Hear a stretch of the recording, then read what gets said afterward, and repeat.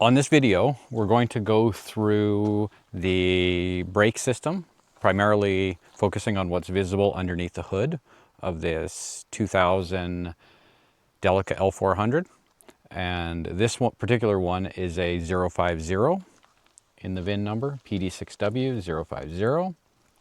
And I'll be referring particularly to the 050, this digits 5 through 7 that are part of the VIN number, as I'm talking about changes that we'll see in over the Series 2 L400 production run.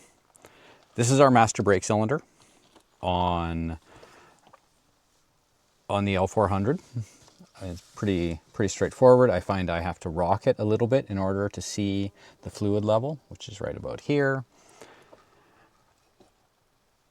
This master brake cylinder, it has a circuit for the rear wheels and a circuit for the front wheels. On a lot of the vans that I've looked at, I found that the seals for the rear wheels are leaky. So I think that's the rear line right here. And if it is in fact leaky, my solution has been to take this off, which is quick, disassemble, rehone the inside of the barrel, and then put in a new seal kit, which is available OEM. You can test that if your rear seals are leaky by jacking up the whole van, all four wheels, and leave it in two-wheel drive, so 2H, put it in drive, and then try to stop the rear wheels from turning with your brakes. And it's very common on these to find that you cannot stop the rear wheels from turning. And if you find that when you stomp on the brakes, you can stop them for a few seconds and then they resume spinning, then that's a clue that, that you'll have to address the rear wheels.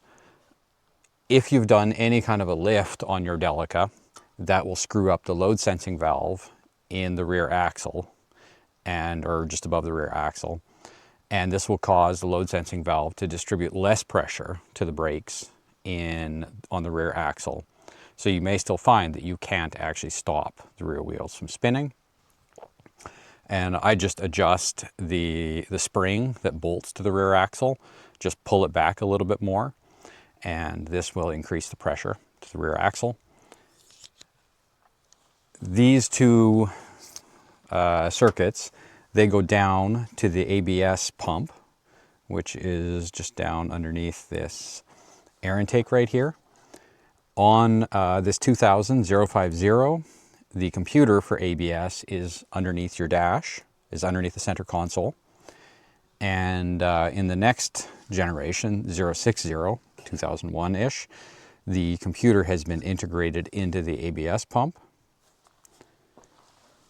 There's one brake line that goes down to this front right wheel, and the remainder of the brake lines will go across the back just above the firewall, and they go down to the front right wheel and of course back to the back axles. The master brake cylinder also has a switch in it which will detect if the braking fluid is low. This switch will throw the same light on your dash, the little exclamation mark, that comes on when you pull your emergency brake handle. So if this gets low, you may be confused thinking that there's something wrong with the switch in the emergency brake handle, and you don't realize that this is actually working correctly and throwing an error. If this switch is unplugged, then the behavior of the van is to not throw the code. So if it's unplugged, then you don't get the error. And the same goes for the emergency brake handle as well.